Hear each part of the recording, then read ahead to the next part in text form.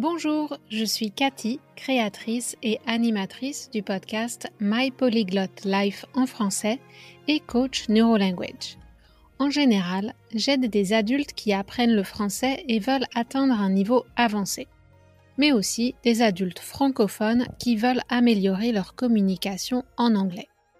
Mais cette année, j'ai décidé de faire une pause pour me confronter à un nouveau challenge, enseigner l'anglais au Japon dans le cadre du JET programme. Dans cette saison du podcast, la 5e, je partage avec toi des moments de ma vie ici et les réflexions que ça m'inspire. Je vais parler de l'école japonaise, d'éducation, de la vie d'expatrié et de la culture japonaise et aussi de mon propre apprentissage de la langue. Bonne écoute! Bonjour, aujourd'hui je vais aborder un thème que bizarrement j'ai jamais abordé frontalement, directement.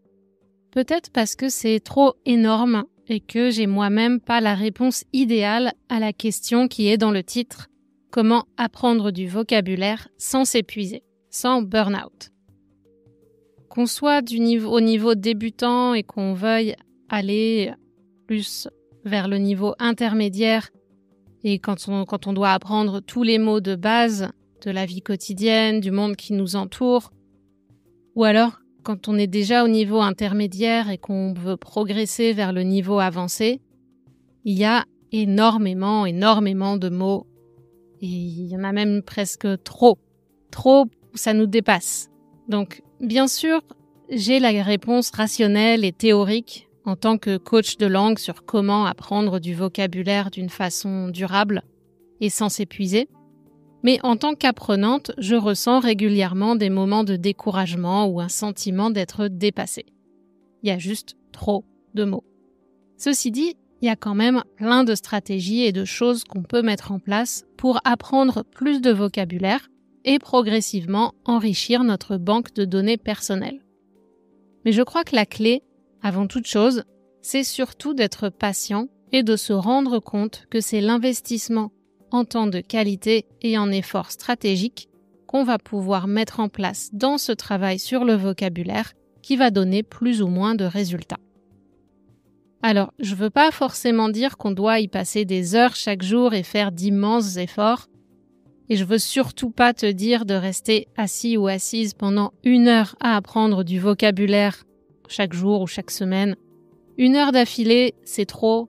Ton cerveau ne peut pas absorber autant. Donc non, pas du tout. Je veux pas dire que tu dois y passer des heures à la fois. Des sessions courtes, même 10-15 minutes, sont suffisantes pour ne pas fatiguer ton cerveau. Mais il faut en faire régulièrement.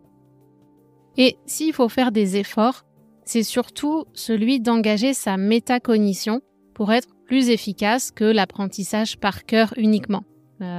Rote memorization, l'apprentissage par cœur, c'est vraiment pas le plus efficace. Donc on veut mettre en place tout un tas de processus qui vont nous aider à apprendre d'une façon plus durable. On apprend plus de vocabulaire si on a une pratique plus active. Et surtout, on va avoir de meilleurs résultats à long terme. Si on est plus passif, peut-être que notre banque de données de vocabulaire passif va augmenter, mais notre capacité d'utiliser ces mots et d'aller les chercher, de les mobiliser quand tu en as besoin, ça va probablement stagner. Donc tu vas les connaître passivement, mais pas forcément pouvoir les récupérer au moment où tu en as besoin. Concernant le vocabulaire, quand on veut passer du niveau intermédiaire au niveau avancé, il faut vraiment une pratique active. Parce que dans ta vie de tous les jours, tu utilises un stock de mots, tu as un large stock de mots déjà, tu galères pas trop. Donc, tu as déjà une bonne banque. Mais comment tu peux dépasser ce niveau-là et aller apprendre et retenir, mémoriser des mots plus avancés? Donc aujourd'hui, je vais vous parler de plusieurs stratégies qu'on peut mettre en place pour progressivement dépasser le niveau basique de vocabulaire, les mots les plus simples, les plus courants, et comment faire pour aller chercher des mots plus rares, plus précis, et ainsi accéder à plus de connaissances et un meilleur niveau en français, pour finalement un jour pouvoir dire que tu parles un vraiment bon français. Le sujet est vaste, donc je le découpe en 2 épisodes. Première partie aujourd'hui, la suite dans 2 semaines et tu pourras commencer à expérimenter avec la première partie et affiner après avoir écouté le 2e épisode. C'est parti. Premièrement, première partie de cet épisode, une chose est certaine, pour progresser, c'est important de connaître plus de mots. Pour accéder au niveau avancé, il faut enrichir ton vocabulaire. Ça, c'est pas négociable en fait. Si tu veux passer un DALF C1, C2 ou même discuter à un haut niveau avec des francophones éduqués, il faut connaître des mots plus avancés, plus précis.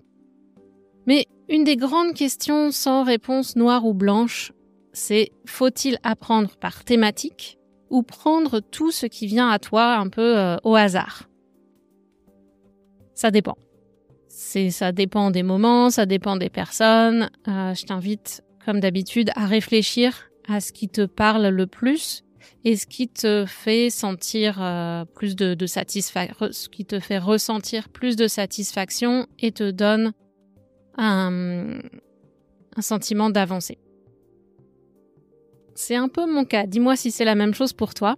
Est-ce que tu as des phases où tu ressens le besoin d'ingurgiter des mots, de te gaver et d'espérer que certains restent?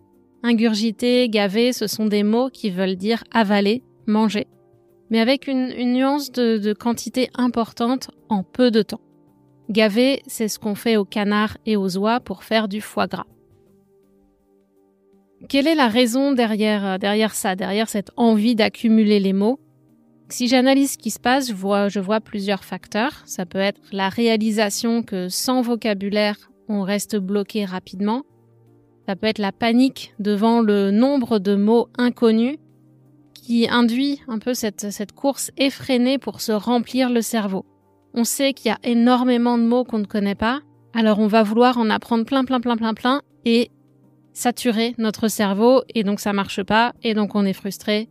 Et c'est là en général que tu me contactes et que tu me demandes « Mais Cathy, comment je fais pour me souvenir de ces mots que je rencontre, que j'apprends, etc. » Et un autre facteur que j'ai identifié, ça peut aussi être le désir d'avancer plus vite dans l'apprentissage. Donc comme je viens de te dire, tu as réalisé que tu as besoin de plus de vocabulaire, donc tu te dis « Si j'apprends plus de mots, je vais progresser plus vite. » Mais si on parle de gavage, de se gaver de mots, ça ne conduit pas forcément à un apprentissage durable. Peut-être que sur une période de quelques semaines, ça va fonctionner, tu vas les retenir, mais qu'est-ce qu'il en sera après 3 mois, 6 mois, 1 an? Est-ce que tous ces efforts que tu as faits, est-ce qu'ils auront laissé un résultat? Est-ce que ta banque de données de mots aura vraiment augmenté?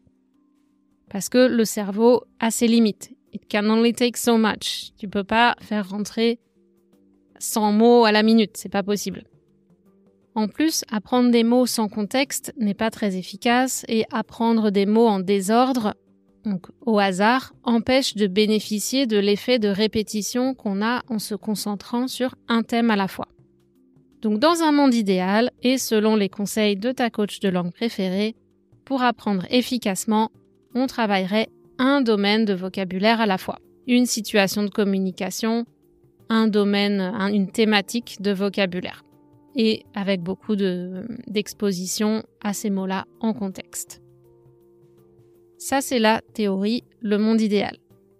Maintenant, dans la réalité, même si c'est pas le plus optimal, on est parfois confronté à la nécessité ou à notre désir d'apprendre des mots dans plein de domaines divers et variés un petit peu en même temps.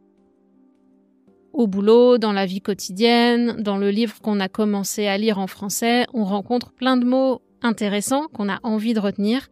Donc, qu'est-ce qu'on fait avec ça? On va pas non plus les laisser complètement de côté et ressentir peut-être de la déception ou de la frustration de ne pas au moins en apprendre quelques-uns. Nos centres d'intérêt et notre tendance à être plus ou moins dispersés, à être scatterbrain, gouvernent nos actions. Et donc, malgré les frustrations, ce processus d'apprendre plein de choses diverses et variées peut apporter de la satisfaction. Et donc, s'il y a du plaisir, ça fonctionne quand même dans une certaine mesure. Ça fonctionne ne serait-ce que pour te motiver à continuer. Donc ça, c'est positif. Donc, arrête de te sentir coupable si tu sembles ne pas réussir à te concentrer sur un sujet à la fois. C'est pas grave, tu peux varier les plaisirs. Essaye juste de garder le contrôle et de faire du mieux que tu peux. Peut-être pas apprendre une liste de 10 mots, mais sélectionner les 2 ou 3 plus importants et faire une sélection comme ça de plusieurs thèmes à la fois pour que ça reste gérable. En tout cas, c'est comme ça que je fais et ça marche plutôt bien. Il y a un bon équilibre entre ma satisfaction et quand même garder le contrôle pour ne pas partir dans toutes les directions. Et certes, je ne connais pas certains mots de base. Il y en a, ils veulent pas rester. J'essaie de les apprendre, mais je les oublie toujours jusqu'au jour où ça clique. Mais j'impressionne aussi parfois parce que je connais des mots plus avancés où ça me permet de saisir le contenu de certaines conversations qui m'intéressent parce que j'ai appris ces mots-là, parce que c'est un domaine qui m'intéresse justement. Donc, il faut quand même suivre aussi ses intérêts parce que c'est les conversations ou les contenus qui vont attirer notre cerveau et qui vont nous faire sentir des moments agréables. Se dire « Ah ouais, ça y est, là j'ai compris ». En plus, je connais le contexte, donc voilà, je peux peut-être même participer à la conversation. Par exemple, je retrouve des mots rencontrés un jour, je les rencontre le lendemain dans un autre contexte, et ça vient me donner un nouvel exemple d'utilisation. Ça donne plus de texture aux mots, plus de contexte, et donc plus de possibilités ensuite pour moi de l'utiliser moi-même. Alors en ce moment, depuis quelque temps, je manque de pratique orale pour employer tous ces mots et les mémoriser pour de bon. Mais pour l'instant, même s'ils restent dans mon vocabulaire passif, dans un premier temps, c'est déjà une victoire. Je suis à ce stade de mon apprentissage où là, j'ai juste besoin d'augmenter pour commencer mon vocabulaire passif et ensuite, je le développerai de façon plus active. Enfin, plus de façon à utiliser moi-même ces mots dans des phrases. Mais là, je veux surtout être en capacité de comprendre plus de choses. Et ça marche parce que ça me permet d'accéder à de plus en plus de ressources. Donc plus de ressources, plus d'exposition, et ça c'est le début d'un cercle vertueux. Je sais même pas si j'aurai un jour l'occasion de vraiment avoir des conversations profondes en japonais. Alors si au moins je peux augmenter ma compréhension des écrits, je serai contente. Et comme le japonais et j'imagine toutes les langues du monde, la langue française est d'une grande richesse. Il y a de multiples façons de dire les choses, différents niveaux de raffinement, de politesse, de poésie, de créativité, etc.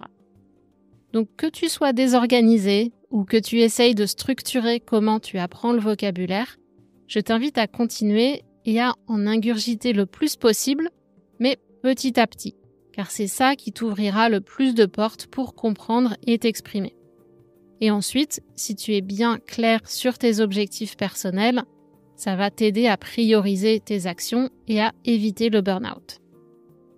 Pour le deuxième point aujourd'hui, je voudrais aborder des stratégies pour enrichir ton vocabulaire avec un relativement faible effort cognitif, mais qui ont le risque de vouloir peut-être t'entraîner trop loin parfois, donc attention à ne pas te laisser dépasser. Je parle de burn-out dans le titre parce que j'en ai eu la démonstration la semaine dernière avec mes collégiens de mes junior high schoolers japonais. Quand on met le doigt dans l'engrenage du vocabulaire, on ne sait pas où ça va nous mener. Même si au départ la stratégie qu'on veut travailler est très utile et que c'est important de la connaître et de la travailler, parfois on se retrouve entraîné dans un trou de lapin à n'en plus finir et on se décourage parce qu'il y a juste trop de choses à apprendre. Donc là, le thème du jour avec mes collégiens, c'était une introduction aux préfixes et aux suffixes, à la façon de créer des mots ou de comprendre des mots inconnus en identifiant la racine et les préfixes, les suffixes. C'est quelque chose qu'on fait aussi en français. Quand on apprend le français, on conseille d'apprendre à construire des mots avec des préfixes, des suffixes, de faire de la nominalisation. Ça, c'est transformer des groupes verbaux en noms, des groupes avec un verbe à la base, de le transformer en groupe nominal, avec un nom à la base. Quand on travaille pour passer le DALF C1 ou C2 ou qu'on veut améliorer son expression écrite, c'est vraiment important de maîtriser cette technique-là de la nominalisation. Mais revenons aux préfixes et à mes étudiants. En anglais, et c'est probablement similaire en français, il y a plus de 40 préfixes et plus de 25 suffixes, sans compter les variations d'orthographe. Donc, par exemple, revoir donne révision, communiquer donne communication. C'est le même principe, le même changement, mais l'orthographe et la prononciation changent. Donc, si on se met à vouloir tout apprendre, apprendre tous ces suffixes, tous ces préfixes, à essayer de connaître toutes les règles pour former les noms et à partir des verbes, c'est beaucoup, on peut vite être dépassé. Donc une première méthode, ça peut être de les découper en petits paquets, se dire je vais prendre 5 préfixes à la fois et m'amuser avec les mots et les préfixes ou les suffixes. Et quand je maîtrise ces 5-là, je passe au paquet suivant de 5. Ça peut être un moyen d'étaler dans le temps et de pas se perdre à vouloir tout apprendre tout de suite. Et si tu t'assures d'avoir une grande exposition à la langue, de te construire des moments d'immersion chez toi, tu vas aussi en absorber un certain nombre comme ça d'une façon assez naturelle. Alors, comment travailler de cette façon ? Donc, découper en petits paquets, faire de l'immersion, etc. Soit on arrive à s'auto-réguler soi-même, à vraiment se limiter et se dire aujourd'hui j'y passe 15 minutes et c'est tout, et après j'arrête. Soit on peut demander à son tuteur ou sa coach d'aider à travailler spécifiquement certains points de grammaire, des préfixes, des suffixes ou certaines techniques comme la nominalisation des verbes. Petite anecdote personnelle encore ici, sur cette question du vocabulaire et du trou du lapin. Quand j'étais encore débutante, je me suis rendu compte que les onomatopées sont hyper répandues en japonais.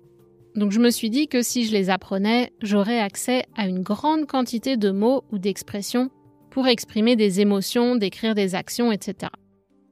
Sauf que le problème, c'est qu'il y a, je sais pas combien il y a d'onomatopées au juste, mais il y en a trop. Là aussi, il y en a vraiment, vraiment beaucoup, avec beaucoup de choses qui se ressemblent. Donc c'était assez irréaliste au niveau débutant de vouloir apprendre les onomatopées comme ça en étant systématique, sans les avoir rencontrées en contexte auparavant. Par contre, ce que ce travail m'a permis de comprendre, c'est quelques principes de base qui gouvernent la création de ces onomatopées. Et ça, c'était utile, de connaître les nuances entre les sons plus doux, avec des ch, ou plus perçants, avec des z. Ça, c'est utile et assez intuitif au final. Mais vouloir apprendre une liste de vocabulaire brut, comme ça, surtout sans occasion de pratiquer, c'est rarement efficace en fait, et je m'en suis rendu compte assez rapidement, donc j'ai laissé tomber. Mais quand tu es en immersion, tu développes une certaine connaissance de ces choses-là quand même. En tout cas, au niveau passif, en tout cas, ça vient assez rapidement. Donc voilà, ça c'était pour la première technique qui est de s'intéresser à la formation des mots. Dans la même veine, dans la même idée que la création de mots, il y a les cognates. Ça, c'est le mot anglais et on appelle ça les mots apparentés, parents, famille, les mots apparentés en français. Donc, c'est-à-dire les mots communs aux deux langues. Ici, je parle de l'anglais et du français, mais ça peut être français, espagnol, italien, français, etc. C'est intéressant de les connaître et surtout de savoir comment franciser la prononciation. Par exemple, international en anglais, international en français, donc bien penser à faire le sion et pas che. Donc, ce genre de petites techniques de savoir comment franciser la prononciation d'un mot, c'est toujours utile si tu veux améliorer ta prononciation et te débarrasser de ce sentiment d'utiliser des anglicismes. Ça demande du travail parce que ton cerveau pense au mot en anglais ou voit le mot en anglais et va avoir tendance à reproduire ce qui lui demande le moins d'effort. Donc force-toi à avoir une prononciation un peu plus francophone. Alors, les mots communs aux deux langues, c'est un bon moyen pour enrichir ton vocabulaire et c'est aussi un bon moyen de savoir quand c'est un anglicisme ou quand c'est un mot qui est valide en français.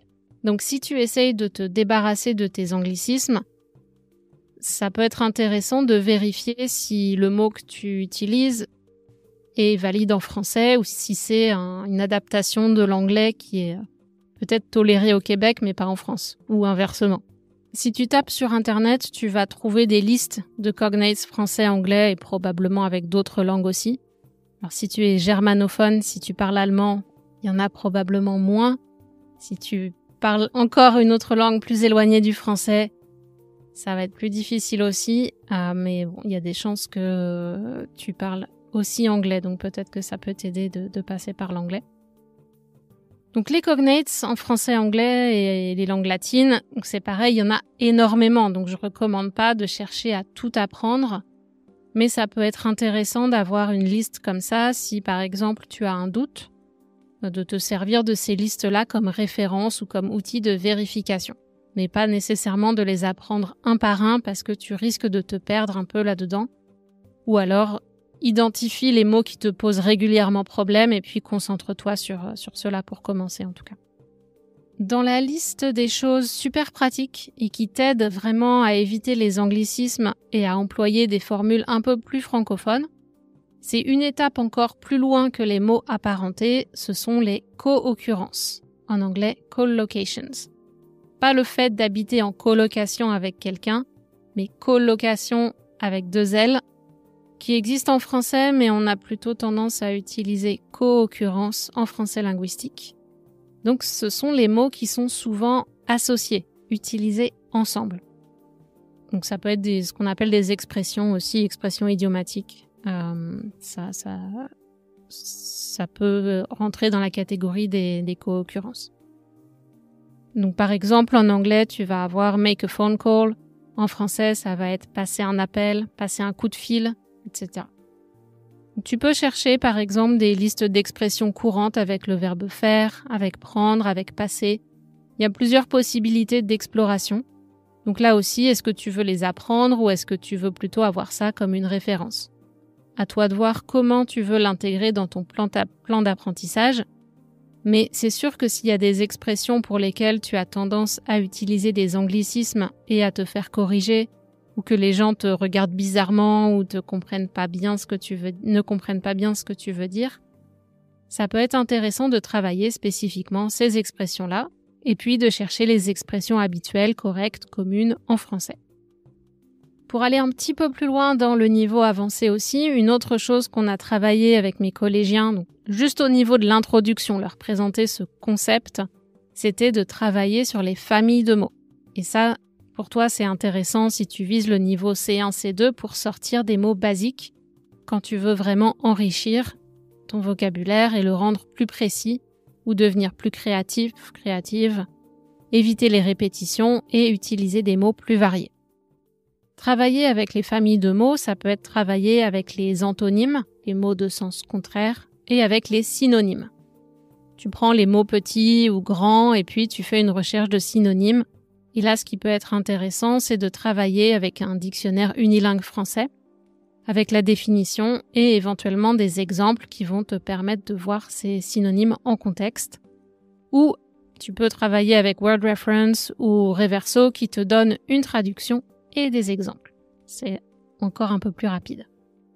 Pour voir si c'est vraiment le même sens entre ces 2 mots ou s'il y a une petite différence comme entre gros et énorme. C'est pas exactement la même chose. Donc si tu n'es pas sûr de toi, ce que je te recommande, c'est d'essayer d'utiliser ces mots, ces nouveaux mots, dans un contexte où tu peux avoir du feedback. Par exemple, un tuteur, une tutrice, une coach, des amis.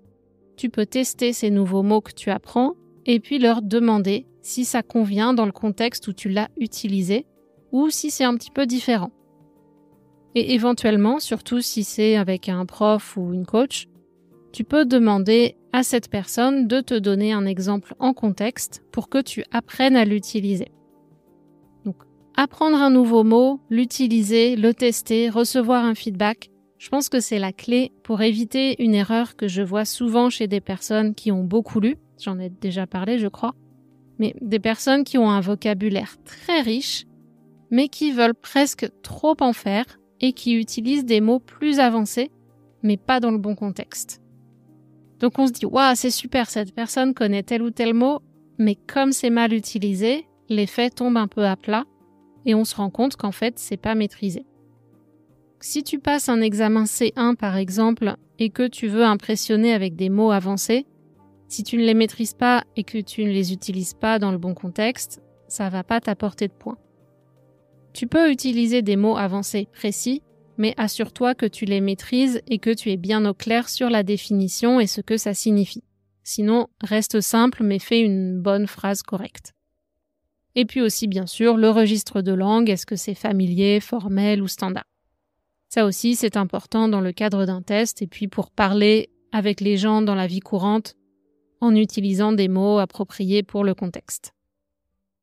En parlant de contexte, j'en viens à mon 3e point pour aujourd'hui. Savoir dans quel contexte utiliser le mot est fondamental si tu veux l'intégrer dans ton vocabulaire actif. Et donc pour cela, je répète les étapes que je viens d'énumérer. Apprendre, utiliser, tester, recevoir un feedback. L'exercice dont je viens de parler, de chercher des synonymes, des familles de mots, etc., c'est intéressant. Ça peut être un exercice assez fun à faire. Par contre, ça demande quand même du temps et de l'énergie. Donc, fais ça quand tu as du temps à y consacrer, un petit peu comme un projet spécial. Parce que ça te demande d'avoir une recherche pour trouver le contexte dans lequel ces mots peuvent être utilisés. Pour t'aider un peu dans ce travail-là, ce que j'aime bien faire maintenant, c'est utiliser l'intelligence artificielle, par exemple Copilot, pour lui demander des exemples en contexte. Donc si j'apprends un nouveau mot et que je suis pas très sûre de comment l'utiliser, je vais voir Copilot, je lui dis « fais-moi 5 phrases d'exemple avec tel mot » et en général, ça permet de clarifier déjà l'utilisation. Après, éventuellement, si t'as pas encore trop confiance dans l'intelligence artificielle, qui peut se tromper de temps en temps, qui peut être plus ou moins bonne aussi selon les contextes et les langues, tu peux faire une deuxième vérification avec un ou une francophone pour vérifier que c'est correct ou que c'est pas trop bizarre dans le contexte. Donc évidemment, apprendre les mots avec leur contexte, comme j'ai dit, c'est super important. Après, honnêtement, je pense que c'est pas aussi pertinent pour tous les mots. Tous les mots ne sont pas égaux. Parfois, tu peux économiser un peu de temps et d'énergie en allant juste au plus court avec une traduction simple ou juste le fait que tu sais comment l'utiliser assez naturellement. Par exemple, grâce à la situation ou au contexte dans lequel tu as appris ce mot, tu te sens à l'aise pour l'utiliser assez naturellement. Ou alors parce qu'il y a un mot qui veut dire exactement la même chose dans ta langue maternelle. Pour une raison ou pour une autre, ce mot-là, tu vas le connecter tout de suite et tu vas être capable de l'utiliser dans une phrase toi-même sans trop te poser de questions. Donc dans ces cas-là, moi je te dirais, économise ton temps, ton énergie. C'est peut-être pas la peine de faire un exemple en contexte et une flashcard pour ce mot-là en contexte. Garde cette tâche qui demande plus de travail pour les mots où vraiment c'est pas clair, où tu as besoin de cette phrase modèle pour ensuite être capable de l'utiliser dans une phrase. Donc voilà, quand on dit « apprends toujours un mot en contexte », je te dis oui, mais si tu sens que tu n'en as pas besoin parce que le contexte, tu l'as déjà intégré en fait et que c'est vraiment clair, va au plus rapide, utilise une traduction, une petite note, quelque chose qui va te permettre quand même, si tu oublies le mot, de te faire un petit rappel et fais-toi confiance que tu sais l'utiliser. Peut-être aussi parce que autour de toi, les gens l'utilisent beaucoup et donc le sens est assez clair, t'as pas besoin de nécessairement passer par cette phase de flashcard et de phrases entières. Et pourquoi je te parle de flashcard, c'est parce que ça permet de faire des révisions et des répétitions. Parce que c'est ça une des plus grandes difficultés quand on commence à apprendre des mots qui sont utilisés moins fréquemment dans la vie quotidienne, c'est le manque de répétition qui fait que ces mots tombent progressivement dans l'oubli, ou en tout cas dans notre vocabulaire passif, mais on les trouve plus, ou on ne pense pas à les utiliser quand on doit parler. Donc il n'y a pas de recette miracle pour lutter contre ce travail naturel du cerveau. Il élimine ce qui n'est pas utilisé, qui est donc jugé peu utile.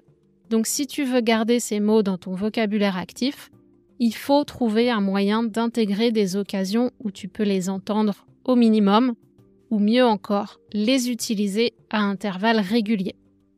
Par exemple, garde une liste des thèmes que tu as travaillés et révise de temps en temps, ou lis un article sur le même sujet, écoute un podcast, discute avec un ou une partenaire de conversation, etc.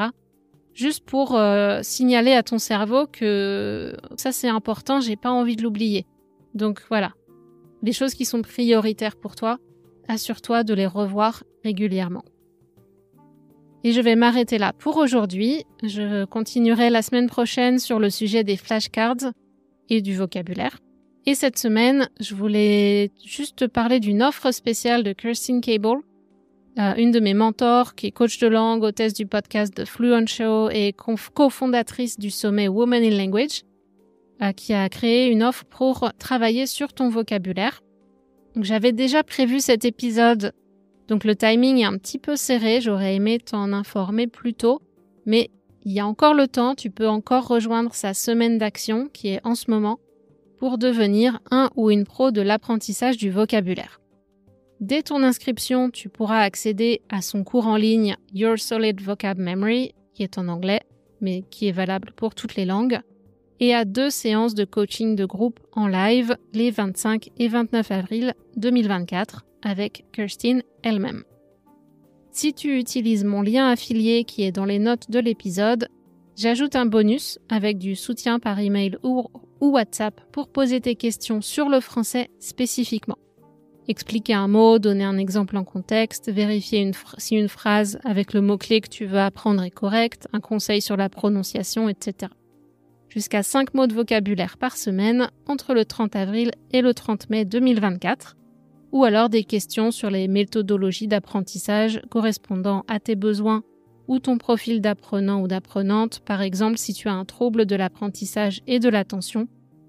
Je t'offre ça en bonus si tu signes pour cette semaine. Voilà, 2 coachs pour le prix d'une, que demander de mieux. Je te laisse sur ça pour cette semaine et on se retrouve dans 2 semaines avec encore plus de conseils pour rendre ton apprentissage du vocabulaire plus efficace et ta progression vers le niveau supérieur plus douce, sereine et continue. À bientôt, ciao ciao. Voilà, si vous aimez ce podcast, n'oubliez pas de vous abonner et d'en parler autour de vous et je vous dis à très bientôt sur My Polyglot Life en français.